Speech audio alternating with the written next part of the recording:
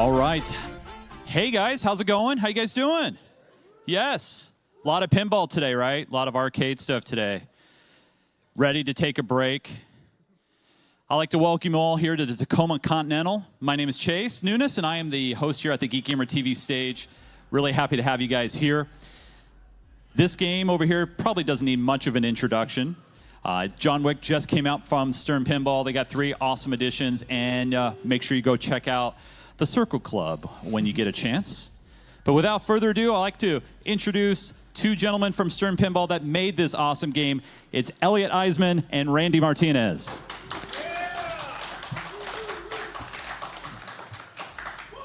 Well, thanks for coming out. So this is the making of the John Wick pinball machine. So yeah, as been introduced, I'm Elliot Eismin, lead game designer, and this is Randy Martinez, the lead artist. So get going here. So we're just part of this team. This is the whole lead team here, and this is just the lead. So this is what. This is just the some of the people that. What? Oh, sorry. Let me go back. Let me restart that from beginning. How about this? Is that better? Okay. Okay. Cool. Sorry about that. A little rough start. But yeah, this is just the lead team here. There's many people that actually go into making this. So these are just the people that do the creative direction. So myself, the lead coder, lead game developer is Tim Sexton, lead mechanical engineer was Robert Blakeman, as we mentioned, lead artist Randy Martinez, lead audio engineer Bob Baffey, lead LCD artist Paul Chimamkit. Script was done by Eric Liederman. Speech, we had custom speech by Ian McShane as the Winston character, and then we had the operator character was played by Meryl. I'm gonna butcher this. Shamamhaus. And then music by Charlie Benante and Andy Lagas. Isn't it pronounced Shimon? Oh, okay. No, I'm just kidding. Michael Jackson's joke, sorry. So before we get into this, I kind of wanted to go into a little bit my background. I don't know if you know who I am, but I've been in the industry for about 10 years now. I started at Stern in 2014 as a mechanical engineer. Yeah, actually, thank you. Yeah, boiler up. So yeah, I went to school at Purdue University, but I worked on several games in my past 10 years. So these are the games I was the lead on. So it was WrestleMania, Ghostbusters with Trudeau, Star Wars with Richie, and then Munsters, TMNT, and Rush with John Borg. And those are just the games I was the lead on, but I helped with many other games doing other side work as a mechanical engineer. So here's some of the other games that I helped with. If you've played some of these games and you like some of these mechs, thank you for playing them. Hopefully they don't break down too much. One of the most fun ones to work on was the Electric Magic from Led Zeppelin, because that was, Steve Ritchie just gave me a concept of, he just had a circle in the playfield, and he said, I want it to raise up, catch the ball, and have a spinner in it. And that's all he gave me. And so it was just kind of coming up with that entire thing. That's kind of what I do, or what I had been doing for the time there, was just kind of taking the designer's ideas and try to make them a reality. We like to joke around that the mechanical engineers are dream makers, because we make the dreams can become reality. Oh, and then I wanted to give a slide to Randy Martinez, but I didn't have a lot of background. Hey, it's blank on purpose. Yes, I am Randy Martinez, and I am an artist. I don't know why I'm looking at the screen to read anything. There's nothing there. Yeah, lead artist on John Wick. You guys also might know my artwork from The Mandalorian, which came out a few years ago. That guy right there, he's a cool guy to work with. So is this guy right here, really cool. Love that experience. But I love all the experiences. I also got my first start in pinball with Star Wars comics.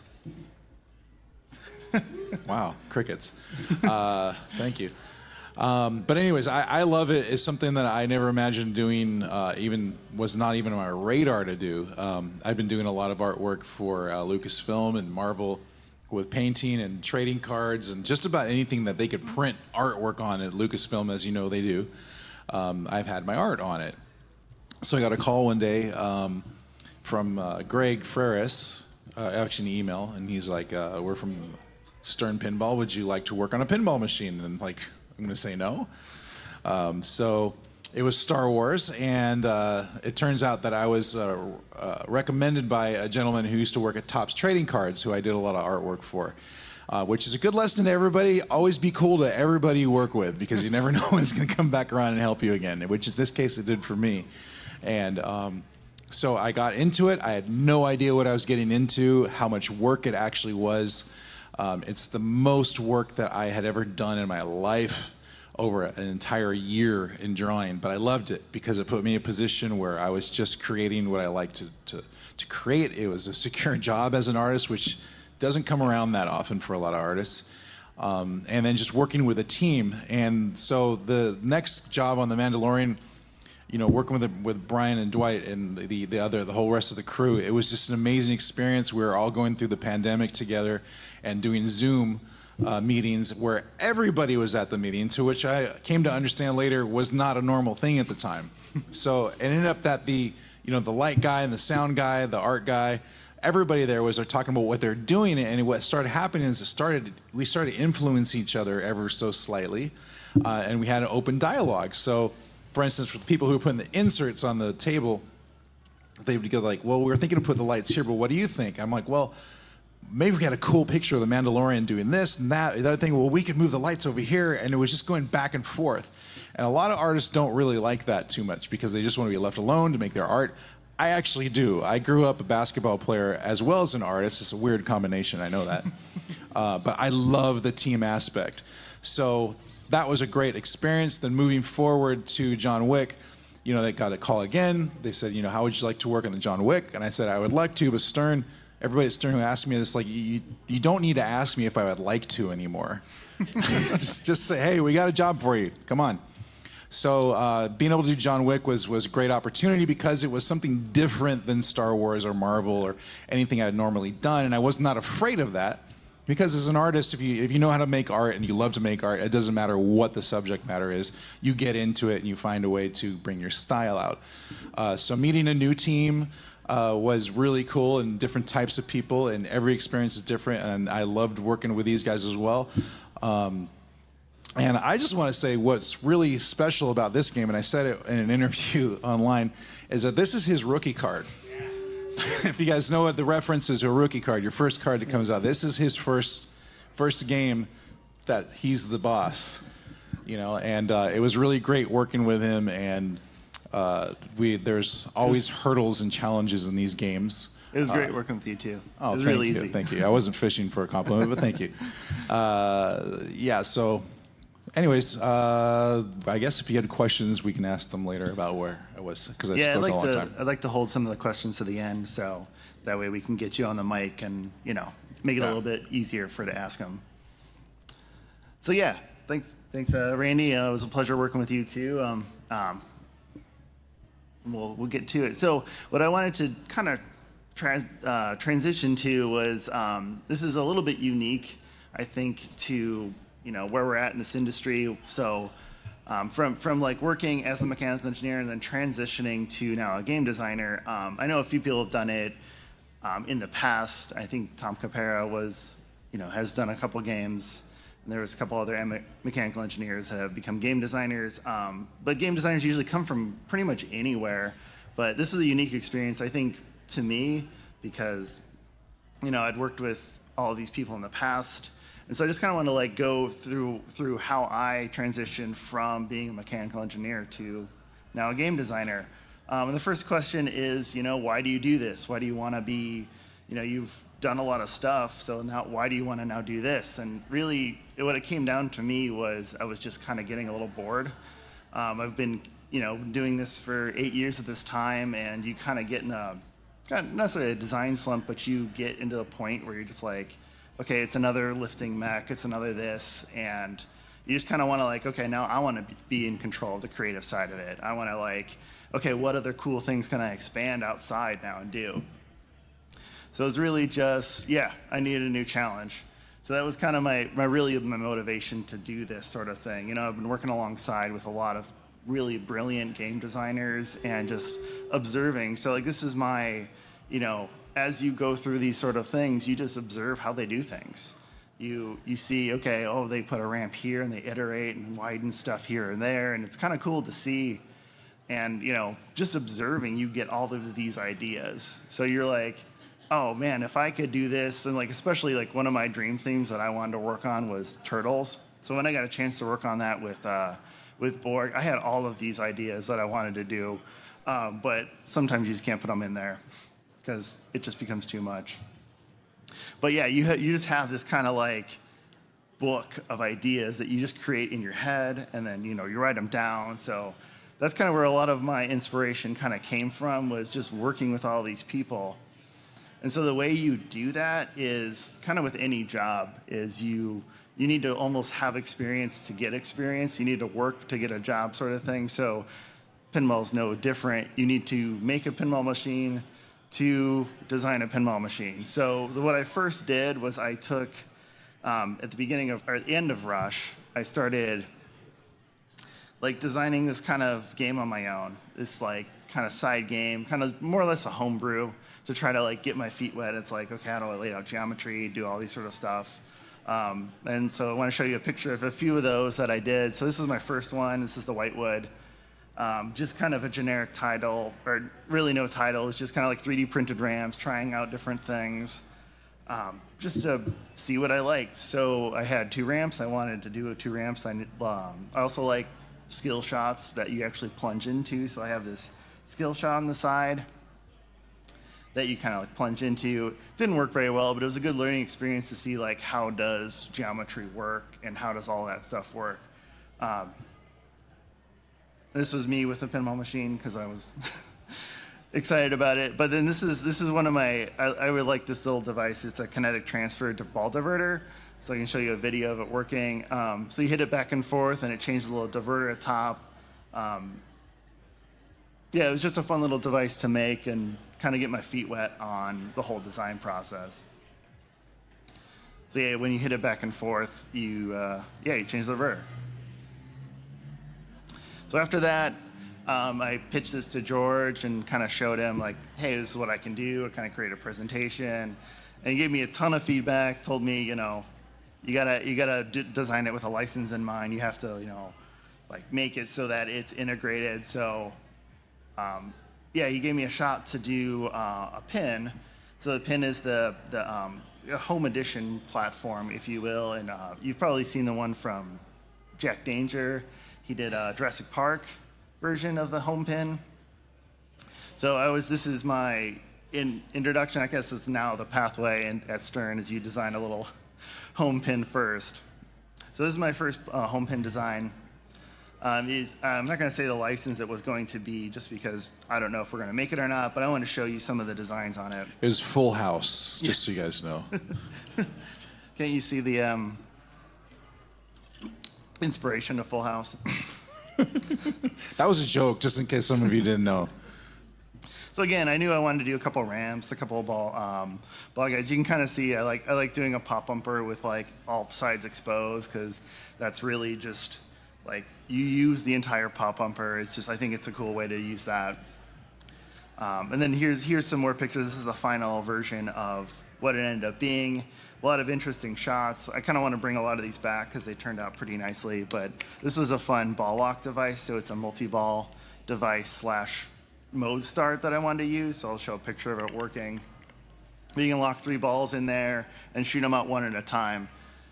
Eventually I might bring this back and see what it does, but it was a fun little device to make.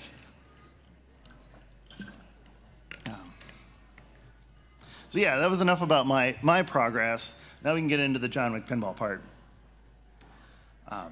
So we started the project, let's see, January of 2023. Yeah, January of 2023. So that's when I first know about it. I was still working on that home pin that you kind of saw before, and they said, okay, hey, do you want to do this John Wick pinball machine? I'm like, okay, that sounds great. I don't know much about John Wick at the time because I knew it was a thing in pop culture and all that, but I didn't really know about it. Tim had actually started working on this project before that, so he had a bunch of ideas. He knew what where he was going to go with a lot of the software. And he's been a super fan. He saw all of the movies kind of when they premiered. So it was kind of cool to see his enthusiastic about it before I was even there. So yeah, we started it when John Wick 1 through 3 were already there, but we didn't really know about 4. It was just kind of like we knew it was coming out. We didn't know the trailers or any really thing about it when we first started. We just knew we had to, like literally when we wrote in the rules, we're like, okay, we're going to pencil in areas where maybe 4 content will go. So like for a couple months, it was just like, we don't know. Then when we finally saw the trailer, we're like, okay, we need these characters, I think. And I'll go into that a little bit more later. This is a fun picture because we bought a bunch of toys. They were making Jaws at the time. So I just put him in John Wick and the Jaws shark. I could have used that reference. So when I usually start any sort of design, I usually go to a blank piece of paper. So in this case, I had a scaled version of the layout. So I just kind of sketched ideas just to see, where stuff would go. You really don't know what it looks like until you draw the whole thing together. So I just kind of drew a few things, see what it felt like, and then the image on the right is actually me printing it out on a large scale and putting it actually on a play field. I stood around it to see, does this look about right? Can I shoot this shot? Does this feel pretty good? So I take those drawings and then I turn them into CAD, which I'll get into later. But this was a concept that we were messing around with, me and Tim. So we were talking about, well, what is John Wick? He battles a lot of people. So we wanted to have possibly a battle area, kind of inspired by Shadow, the battlefield. So kind of, and I worked on WrestleMania, so I like those slingshot. What do you call them? The bumper things. Rubber bands? Yeah. So I kind of took a at that, and I wanted to make something where you were hitting the slingshots and then hitting the drop targets and kind of battling in there. So I made several prototypes of this to try to see if it felt right, and it just wasn't as fun as I'd hoped. I wanted it to be more fast-paced. I wanted it to be more action, and it just wasn't that. So this is me prototyping a chunk of the playfield. Here's actually it in action. You can kind of see how it's not super fun. And that's a lot of the things we do at Stern. We'll make something, and if it doesn't work or if it isn't fun, we'll just try to take it out, because we're all about putting what's fun in the game. And that's one of the things that I just a little anecdote. What I really love about working with Stern is that they think a lot the way that I do. Is just you shoot for the moon as high as you can go first, even if it sounds crazy, and then you kind of come down like, okay, that's not realistic. Let's come down a notch. So I like seeing this behind the scenes stuff. Yeah. So it found out, like I said, it wasn't super fun. So it eventually morphed into the pump-up area that you see in the lower playfield, because then I made another version, which unfortunately I don't have a picture of. But it was a pop bumper and a slingshot, and what I did was I'm like, okay, let me try to control that slingshot and hit it around the pop bumper as an upper playfield that you can kind of battle with and kind of create chaos. And it just wasn't as fun when you could control it. It was more fun to watch it do its thing. I'm like, well, that's not a fun upper playfield. Let's just take that concept and sink it into the lower playfield. And that's kind of what it ended up for the dance club. So a lot of this research didn't go necessarily to waste. It was just, use it in a different light. So yeah, this is now me starting the CAD. So I work in SolidWorks. I'm a little bit newer as far as CAD work goes. So I didn't really touch AutoCAD when I went through school. So I knew 3D CAD more, especially with the engineering background. So this is me sketching on like a SolidWorks model, so you can see that upper playfield is there, just kind of trying to, where does the Continental go, where do the pop bumpers go, taking those 2D sketches that I made and translating to 3D CAD, more actual geometry. And here's it building up again. You can see I shifted some of the pop bumpers around, placed the center ramp, and then this is what ended up being our first whitewood that we built. With the upper playfield, the Continental is placed over to your right, center ramp, you have a car, just to the right of the left ramp and kind of a right turnaround ramp. So you can see in this stage, I was really inspired by a game, Johnny Mnemonic, another Keanu Reeves game, with the quick turnaround right ramps. And in that period of time, we started developing the music, which this is a different take from what I'm used to. We usually do the music a little bit later after we've got several whitewoods done and we're, further along, we know kind of the direction. But we had a chance to meet with Charlie, who was really interested in doing a pinball machine, and we just caught him really early before he started to do a tour with Pantera. So I don't know if you know Charlie Benante, but he's the drummer for Anthrax and recently started being the drummer for Pantera. So we caught him right before he was going on a world tour with Pantera, and he's like, yeah, I've got a ton of time. I'll be, doing stuff, so just send me stuff and I'll start working on the music. This was a fun fact that I didn't know. He's got a huge Jaws collection, and he actually was in one of the documentaries of, I think it was called Saving, like the movie props or something from Jaws. I don't remember the title, but I guess he was actually interviewed because he's got a very sizable Jaws collection. And it makes sense why I was wearing that shirt that day. But this is, Charlie Benante on the right with the lead game developer, Tim Sexton, with the final John Wick. But yeah, it was cool because like we were just able to send him just, pieces we were inspired by the movie. Like, here is this thing, kind of make something sort of like that, and this is what it's going to be used for. And he honestly knocked it out of the park. Like, the music on this game is fantastic. I think it turned out really well. So that was, we had started getting tracks in, and this is our first whitewood that we built. So this is kind of it being built up in the lab all the way to it being finished in the cabinet in Tim's office.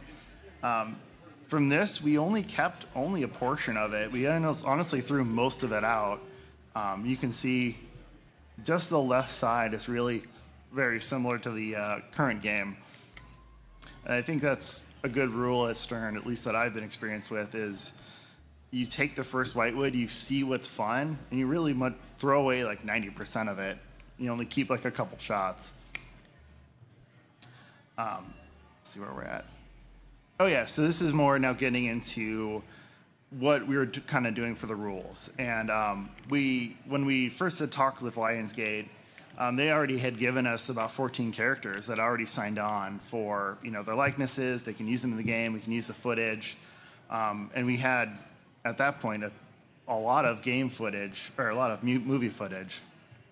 So we started working with John Wick 1 to 3 in mind. We didn't know what 4 would be yet, so we had kind of penciled in. Now we saw the trailers. Okay, what do we want to have those characters do? And so these were the character lists that we actually had approved at that time. So it was kind of crazy to have that many characters that early on in the project.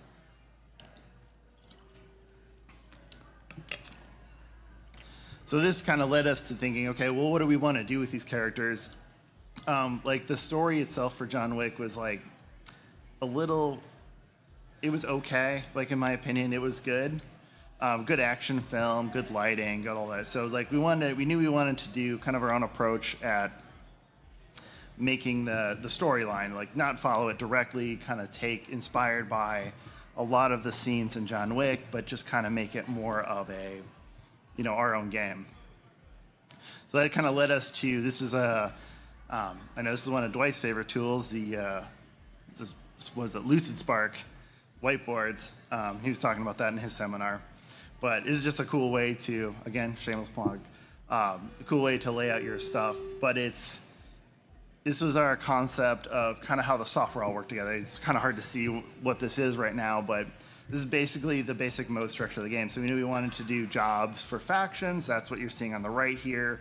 And kind of just listing out what all the types of jobs might be, where the locations might be, what are they going to be, like what factions you're going to be working for. And that's alongside then the main character battles. So we had so many characters, we wanted to highlight a lot of them because John Wick goes through and battles these main characters throughout the whole franchise. So we knew we wanted to have those sort of beats in the game where he's doing those sort of battles. And then also alongside, you wanted to have some sort of structure that is also fun for the player to play. and then leading obviously all the wizard modes and all that sort of stuff.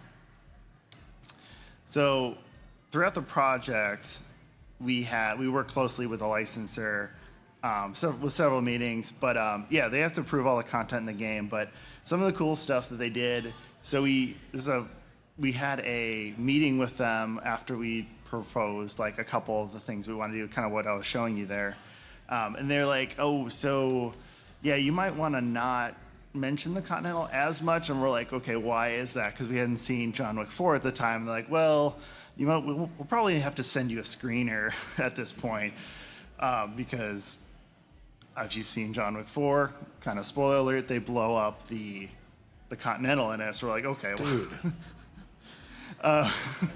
So we're like, okay. And then they send us this kind of confidential screener. We got to see it for the first time. So it was kind of a cool moment, because there was literally the last scene in the movie where they're like looking over and like, oh, that's such a beautiful sunset, and it's just a green screen. And we're like, oh, that'll be cool eventually. But it was really cool to see that at the end.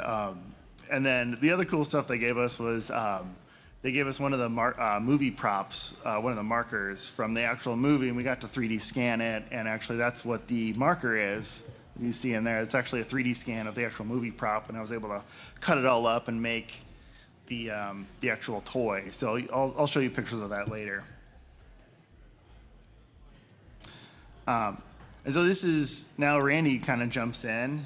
This is when he's first starting on the project, and I'll have him kind of talk about this. So when I come into the process, we kind of just come up with concepts, maybe just actually just orally first, and just talk about what we think about the movie, and color schemes and tone and things like that. And so the one that jumped out was Neon Noir, which is really, really cool. I think John Wick movies just capture the whole Neon Noir look just perfectly. But it's not new either. Go back as far as I can think of. There's probably Blade Runner is one of the more classic Neon Noirs. And that, if you don't know what that is, it's basically a lot of shadows and lights. And the light is often some kind of neon color from a neon sign. And so it makes it very dramatic, very moody on the tone of the movies. If you guys are familiar with Blade Runner, you know that. And John Wick, I feel because of the technology that they have, they weren't limited to just color you get from neon lights. They cheated a lot of ways of natural neon lights, if that's a thing, and just started using colors that you can use from these lighting devices they have now in film making. They can have specific tones of blue and specific tones of magenta. So it made it very, I don't want to say challenging, but it was different for me, because like in Mandalorian, I had all the colors to work with. We did have a color scheme, of course, but realistic colors. And so now I'm limited to these like 6 colors that they have. It doesn't mean I have to only use those, but I had to make them very strong. So the first one we wanted to do was the Neon Noir, and which is what ended up being the premium that you guys now know, where you see the neon lights up there on what is the left side of the upper screen. left. And then the second one over was another concept, same type of thing, that was basically ditched because it looked too much specifically like one of the films. I think it was 3 that they used that poster. John Wick 3 for. IMAX poster. And by the way, I'm really happy they did ditch it, because all of those knives and spears and everything that's in there, it would have been torture to draw. So I just kept going with a neon type of thing. And one of the things that is important to me is I really wanted each table to look different from one another. So I felt, and the team also felt, that maybe not going Neon Noir on every single machine is the way to go. So really focus that Neon Noir on what we end up calling Neon City as a working title, what is now the premium. Whereas the Pro, it ended up being the Continental. So if you look closely, everything to do with all the art on the outside has to do with the Continental. Still use this color palette from Neon Noir, but didn't focus so much of it being neon. Whereas the premium is our Cathedral, which color comes from this stained glass. And there's an interesting story with that, if you guys don't mind hearing. Anybody? One person wants to hear it? Okay. I'm very interactive when I talk. So what happens is I come up with concepts. Often there's like 5 or 6 of them. And it was really important because we didn't want them all to be neon noir, that I had at least 6 concepts bringing. These are very rough concepts that I bring to the table, everybody.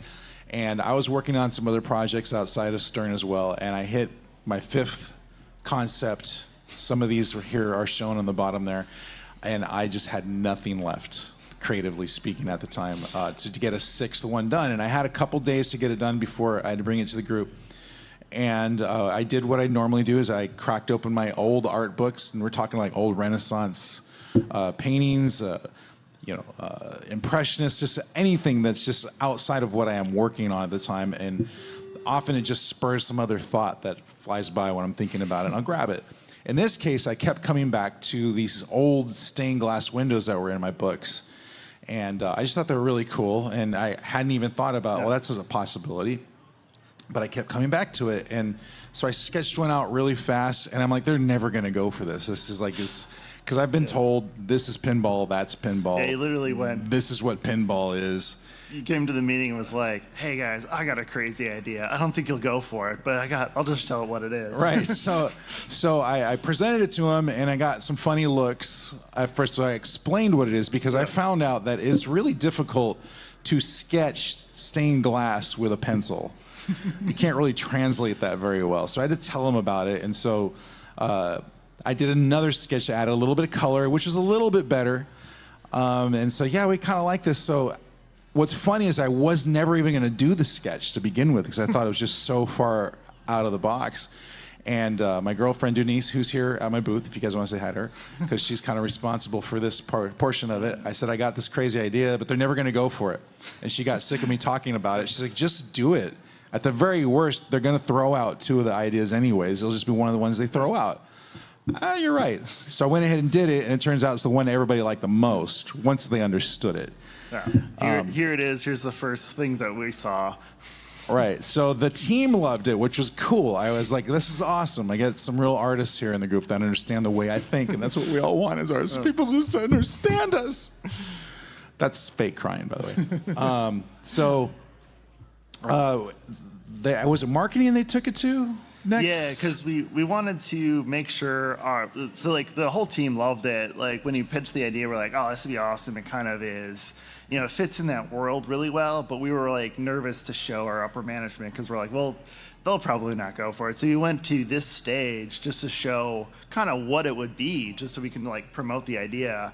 Right. And they kind of were like, oh, well, maybe this, and I think they picked up on a lot of the details. I think made it better in the end, which was like the realistic, people. Like this was too much of a before it was just kind of stick people almost kind of, and so they still were kind of like, I don't know. So, but we believed in it, so we pushed it forward anyways. Right. And I gotta say, George really went to bat for this. He loved it, and he's like, we're gonna make this happen, but I need you, Randy, to do something that you're not gonna want to do. And what's that? He says, we need to take this to completion. And this is before even showing Lionsgate. Yes. And in all walks of illustration, not just with Stern, you don't do that as an illustrator, because most of the time you'll end up doing all this work to get to finish, and it's never used, and you feel like a putz for doing that. So I believed in it, and George believed in it, the team believed in it. I'm like, what the hell? Let's just go for it. So did what you guys see now as the finished LE is pretty much what we presented to the marketing team. Then they got it. Then they loved it. Then they sent it to Lionsgate, and Lionsgate loved it. And it's like one of the most, as an artist, like moral victories. When somebody gets that crazy thing you thought no one would understand, and they got it. Yeah. The biggest thing that I would say disappointed at, this is funny, I'll end this story with this, is if you guys look closely at the bottom, there's a marker in the LE where that little circle is. You notice this little puppy there? I like that. It was kind of funny, but I liked it because I kind of felt that was his motivation, why he was so pissed. That was the final straw when they killed the puppy, right? And everybody loved Daisy. That was a cute little puppy. And so I thought, well, I'll put that little banner there, and something in Latin would be cool. And nobody reads Latin, so I'm just gonna make something that'll slip by, no one will get. So it basically says "Vengeance for the puppy." Well, but unfortunately, some people do read Latin, and they didn't think it was funny as I thought it was. yeah, so we ended up changing it. So you'll see over there on the not over there. Sorry, it's a premium. It's actually his back tattoos is what the banner ended up being with the marker. Fortune favors the bold, or something Yeah. like that. Which is still pretty cool. Which I can look up Latin. I can't pronounce it though. So yeah, you'll see in the next few photos that LE backlash was pretty much done. When you'll see these photos of what we're seeing, because Randy literally worked, I don't know, like almost like a couple weeks just on that, getting it finished, and didn't do anything else. So a lot of the other backglasses were a little bit behind in that regard at that point in time. So yeah, now kind of get back to our story here. So we're after we made that, we threw out a bunch of stuff. So now we're doing our second whitewood, and here's more of the CAD inspiration. So you can see, well, I took that lower playfield, I sunk it into it. Now it's part of the main playfield, and this is more or less what the geometry ended up being. I did one thing after this, which you'll see is I switched the car and the ramp around. But this we ended up. Was our next attempt, and then here's kind of me tweaking it a little bit more. I think all in all, I made about 38 different files to get to where I'm at now, just saving different points, probably 6 different total layouts. I wanted to make sure it was pretty good. So this is the end up what we ended up making for our second whitewood. Here's the second whitewood progress. So this is actually me making it because it was an interesting time at Stern. This was the summer of 23. So we actually moved buildings in the summer of 23. So we went from our facility on Lund to their facility on Bussey. So at the time, actually, they were tearing down all of PD. So we were in a separate building, one of our woodshop buildings. So all of these photos were taken at actually the woodshop, but also during the time, the routers were down.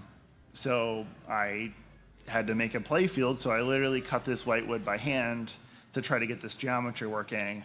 And so this is all basically me and Rob making all of the parts and me cutting all the playfield just to make it work. 3D printed all the ramps because we didn't have, our model shop was kind of down. So this is some videos from what it ended up being, but it was really good to play this because this led to, okay, I'm really confident in a lot of these shots are really cool. We just need minor tweaks on this stuff. Some videos from that time. This is the really floppy 3D ramps. Why didn't we keep that? I don't know. You can see my Slimer there, filling up a hole. He's doing a good job there. Again, this is just fun to 3D print these ramps, and it kind of worked. Actually, they held up better than I thought it would be. Kind of some note to some of the homebrewers, you can actually do some of this stuff, and it surprisingly holds up well. This is a time lapse of me making the actual playfield, kind of going from bare wood to what you kind of saw the other photos. So it was basically a month of my time just whittling wood and making ball guides, and learned a lot from that process. And you can see now this is that final backlash. We actually got a test print of it. We did, I think, 2 test prints, the real process. And then this is another fun story, is at that time when we were printing it, our printer, the vendor that we go to that actually, makes these backglasses, the mirror and all that, it's well, I actually have a process that it might be kind of cool to try. We can do faux leading on the top. And Greg was yeah, let's try that. And they did a couple print trials of us, and it turned out great. And I think it adds to the whole ambiance of the stained glass. And you also notice the characters are a little different on the back glass. So we had not had the rights to Donnie Yen yet. Yeah. And once we did, that changed a whole lot of things visually for me. Yeah, that was an interesting process to develop a game that was currently putting out new media So like, yeah, when we started, John Wick 4 was just coming out. And then when we were further along in like November, the Continental, the TV show, was coming out. So they were kind of like a little like, they wanted to be a little bit more kind of hold their stuff to their chest because they didn't know really where their story was going either. So it was kind of an interesting to work with that whole, you know, a licensor was developing new media. But yeah, these are the kind of the 4 back glasses we were working with at the time. We had 4, so because, you know, as Randy said before, he just kind of puts out so many concepts, and we landed on 4 of them. We weren't sure where we were going to pick yet. So we had, 4 we were working with at the time. And then one of these, I think the one you're saying, the one on the upper left, turned into the Continental. Yeah, this one. Oh, somewhat. Well, there was another one that he doesn't have a picture of. So in the concepts, we're just trying to think of all the different things about John Wick. And the thing that stuck out to me was like there's just constantly all these assassins and stuff coming out of nowhere, right? Left and right. And so I'm like, I'm going to try to capture that in a back glass. So I presented this concept using photographs of just there must have been about 100 different characters coming out of everywhere, like literally everywhere, with a Continental behind him, and I thought it was kind of cool. And then when we showed George, he's like, "This reminds me of World War Z too much," and I could not unsee that anymore, so we ditched that. So this one that's on the right eventually became the one I'm speaking of. That eventually became the Continental because we came back to, after going around and round, what to do. I'm like, why don't we just take the best parts of those other 2 and then we build from that? And that's what we ended up with. So from this is just me, you know, iterating on some of those shots. I wanted to really make the intro to the dance club a little bit more forgiving because when I first shot it was really tight. I couldn't hit it very well. I'm not a very good player, so I wanted my skill level to actually hit it. I think that kind of helped drive a lot of my design choices was I'm not super great at pinball. I can kind of hit some of the shots, but not consistently. So if I can hit it, I knew a lot of people would be able to hit it. So I actually took and built this little prototype and actually went like probably hit it 100 times to try to make sure I can actually hit that shot. And it ended up working pretty well in this, but I took away that S hook because it ended up being a little clanky. Right around this time we were starting with speech too, so we kicked that off. And initially we had a deal with Lance Reddick. He was really engaged in the project early on. So we identified we wanted 2 characters in the game, Sharon and either one of the DJs from John Wick 4, because at this time we saw the screener, and or the operator character from, you know, various movies. But unfortunately, Lance Reddick passed away, which was very sad to the entire community. But we had to then change, okay, well, obviously we can't do Sharon anymore for custom speech. So we then, you know, went back to Lionsgate and we're like, okay, can we, you know, talk to Ian McShane and do his Winston character? And they were eventually able to sign that deal with Ian McShane. I think it turned out really well. I'm still, you know, a little sad because, you know, Lance Reddick would have been an awesome character. You know, Sharon would have been awesome to have in the game. You know, he's everyone's ally in John Wick, or he's John Wick's true ally. So it's a little sad, but Ian McShane's a really good replacement. And, you know, I think the game turned out really well with him doing the speech. And honestly, he did such a good performance. I can't stop listening to his speech calls. They kind of get ingrained in my brain, especially when I was testing it on the line. I'm just like sitting there repeating his line, and they crack me up every time. So yeah, we ended up doing 2 characters, the Winston character and an operator. We felt like we wanted some person to do instructional speech, so that operator was the perfect way to do that. So then we set Eric Lederman. He started writing the script, and he did, I believe, Deadpool script before, and I think he did Rush script before that, and probably worked on several other projects that I'm not aware of, but he's a really talented script writer. Definitely threw in as many ball jokes as possible. Most of them got cut out by Lionsgate, unfortunately, but I think for the better, because John Wick's not really a comedy. If you've seen the movies, they're not that funny.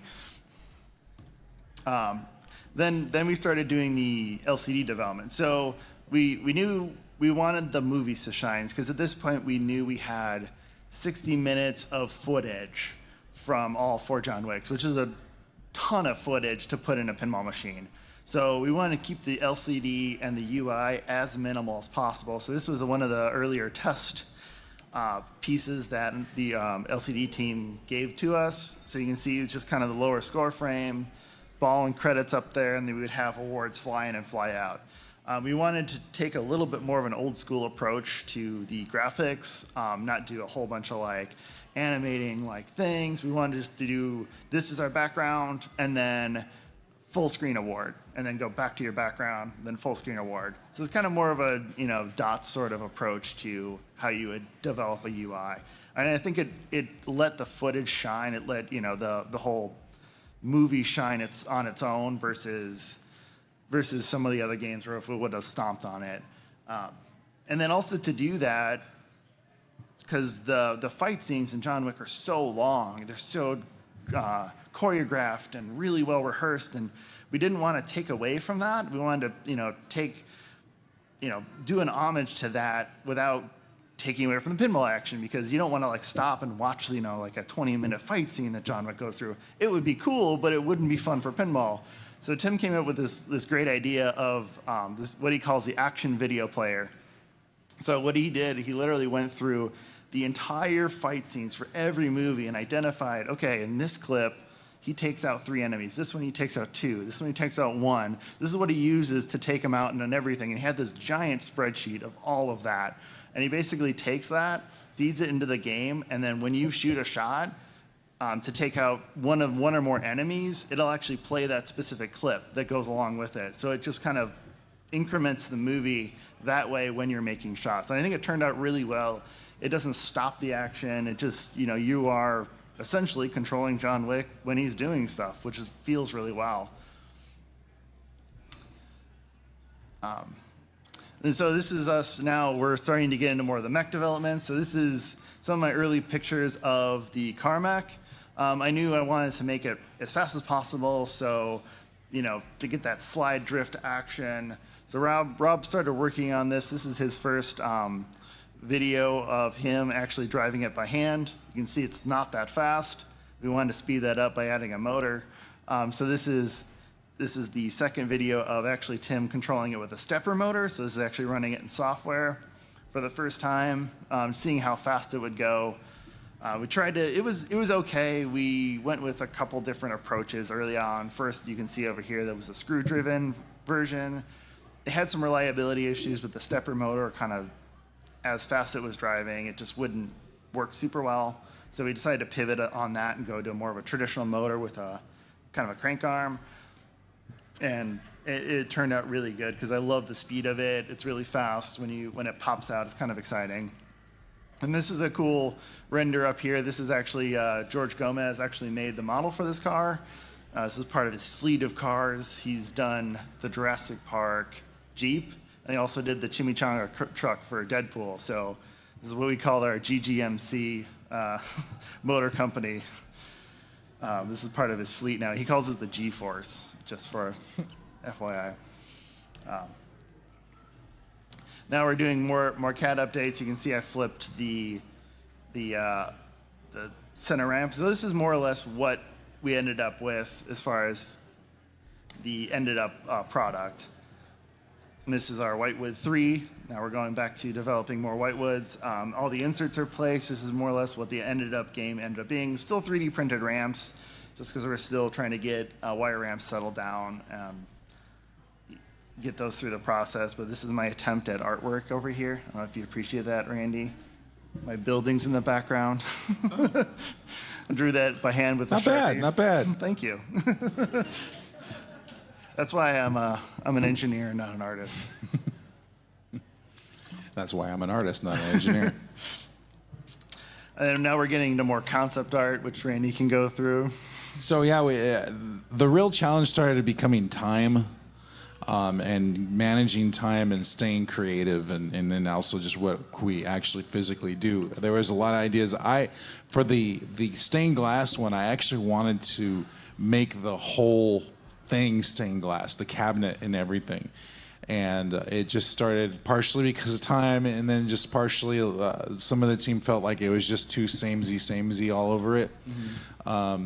So we just kind of started developing some different ideas. That one took the longest, I think, before we landed on something. And somebody pointed out, I can't remember who, maybe it was you, I don't know, but about this is, a stained glass is in a cathedral usually, and the movie takes place sometimes in a cathedral. It was you? Yeah. Okay, so rather than do just the designs all over, actually started doing like, the pillars in a cathedral, and then you see another stained glass, a scene from the movie, and make that a stained glass. And then that just became, we started running into the same problem that we did in the original back glass, that people weren't really understanding it, and it wasn't really reading that well because the shape of the cabinet is not square like you would see a window. So finally just kind of came to making a cathedral space where they would be, and started using things like the candles, and which I think was a good decision because it adds more environment actually to it, and just elements that make it different from the Neon City and different from the Continental. And that's why I said before, I really like these team projects, because if it was my way, you guys would have gotten all stained glass, and I would have loved it, but it wouldn't have been the right way to go. I really love people's input. Even though he's wrong most of the time on that, I appreciate it when they're right. I'm just kidding. No, I really love that scene from John Wick 4 where it was like the kind of in a lot of the movie posters where it's him and Kane in that big church, and a lot of yellows, and it just was a really cool wide scene that kind of then inspired what the final cabinet artwork ended up being, with all the red candles, and I think it turned out pretty well. And I like it too. I'm going to go a little deep here as an artist, okay? Is that one of the elements about John Wick, and you guys can agree or not agree with me, is that the usage of the cathedral, to me, plays to the hypocrisy of, the violence within the, I'm being very careful how I say this, within the church setting in our real world, the violence in our world. And so without saying it, it wasn't lost on me in the movie, I don't think, but we kind of have made that comment too. So as an artist who's constantly trying to find something a little bit deeper to put into the projects, I liked really pushing the envelope in terms of, we don't want to go there to religion or anything like that, but we don't want to skirt around it, because then that looks obvious. So can I tell them our working? Sure. Word? Yeah. So, I didn't. One of you guys coined this. We called it religious adjacent. That was our working thing. That was our line. We want to stay religious adjacent. We don't want to go religious. So I thought that was a really cool intellectual challenge to the LE, and I think that makes it really strong. Yeah. No, it turned out pretty good. I'm happy. I'm happy with the way it turned out. Yeah. And here's some more back glasses. So this is kind of Randy's work in progress. As you can see, it's a lot more finished. In the upper right corner, that's one of the concepts that eventually got cut. You can talk about why that got cut. Yeah, so it was, well, I mean, the whole way? Or? Well, So the broken glass idea, again, was partially a way to do something creative, but also to save time. Because one of the problems I was running into, and I know some people think that we artists just pluck these ideas and just draw it. It doesn't work that way, everybody. I'm sorry. We use photo references, and we draw from those photo references, and that's how we get a good likeness. But with John Wick, for whatever reason, we were very limited on the reference support that we got from Lionsgate. So I ended up having to either take stills from the movie, which was, I didn't get many because everything's blurry because there's so much action, or I had to take stuff off the internet that I could find, which there wasn't much to work from. So this was a great problem solving, where if somebody had a really tight crop, I'd throw them in a shard of glass. So I wouldn't have to worry about having to finish off their shoulder or where their hand gets cut out. It's just, it goes in the shard of glass. No one will ever know. And you wouldn't have known if I didn't tell you right now.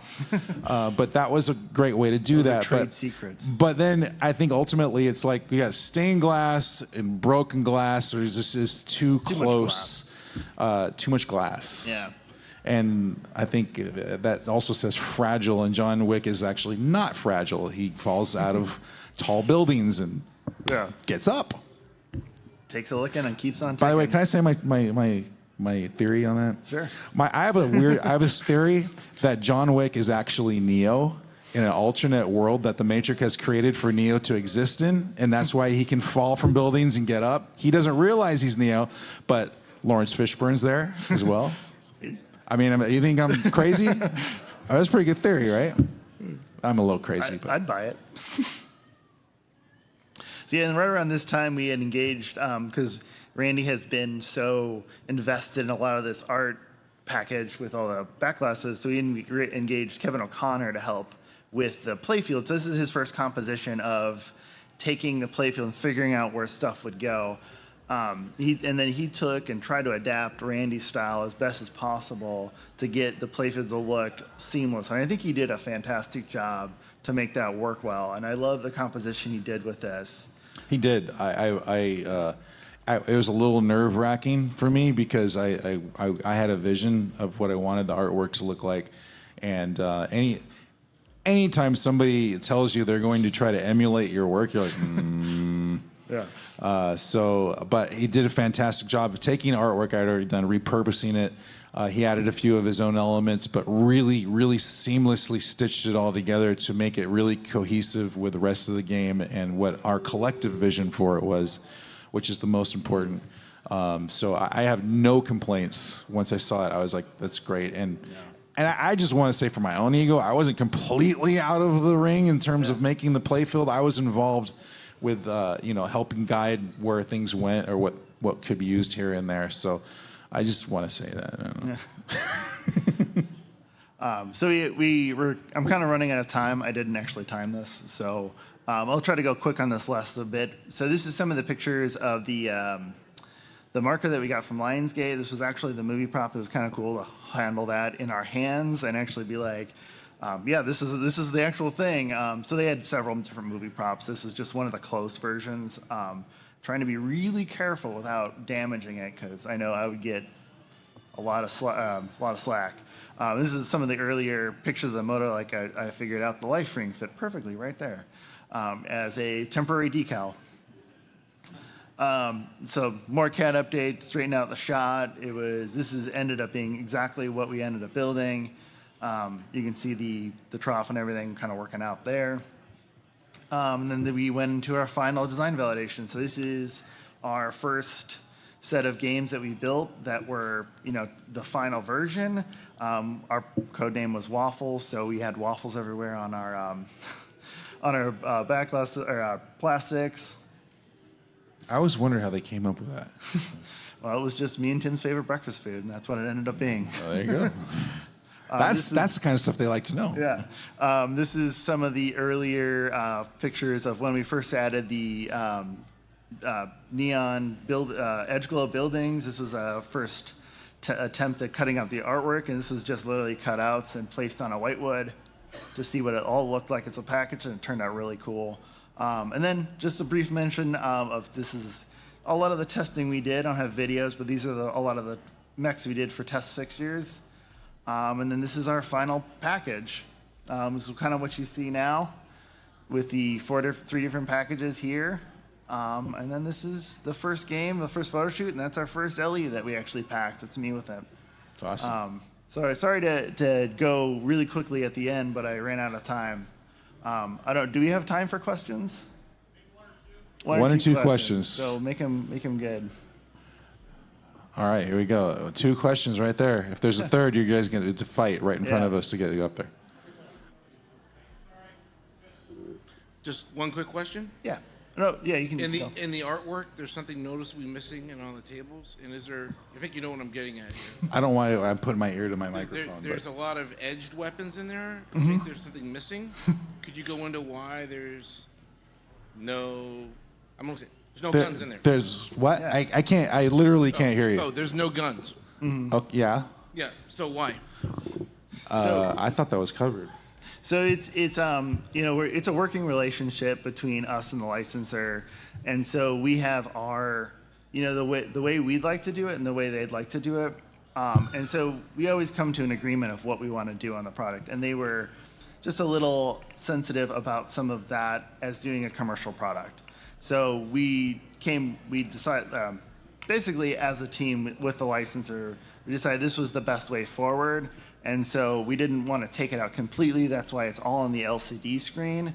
It was kind of a delineation of John Wick can be John Wick in the movies, but this lives in the real world. So we'll try to treat that as such. George also has addressed that question several times online, and it's what Elliot had said. And also there's certain rules and things that have to go along with things that we make and produce anywhere in this world, in this country.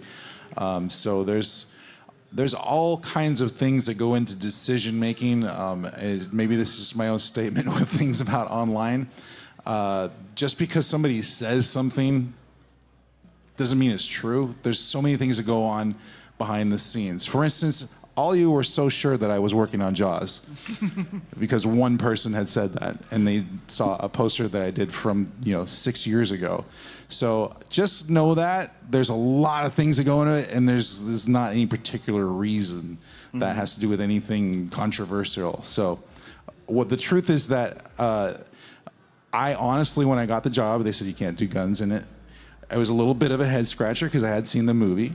But when they explained to me the reasons why, and that's fine, honestly, the whole group completely forgot that we couldn't use guns like a month into it. We got so into it, finding out the other elements of the game, from the color palette to the environments to the international feel to it, and just the story.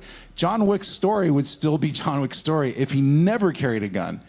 And we were not making any statement about it. We were just going by our guidelines, and I think that's the strength of it, because we didn't do anything trying to pretend that the issue wasn't there. We just went by our guidelines and tried to create all the rest of the great parts of John Wick. That's as clear as I can say that. Yes. Hello. I'll predicate this question with, this might just be because I'm really bad at making horizontal shots, but I noticed modes are a little bit harder to start in John Wick than in most modern pins. I was wondering if that was something you went into wanting to do, or if that was just you wanted to emphasize other parts and modes were just something that didn't feel as important. No, so the modes are important.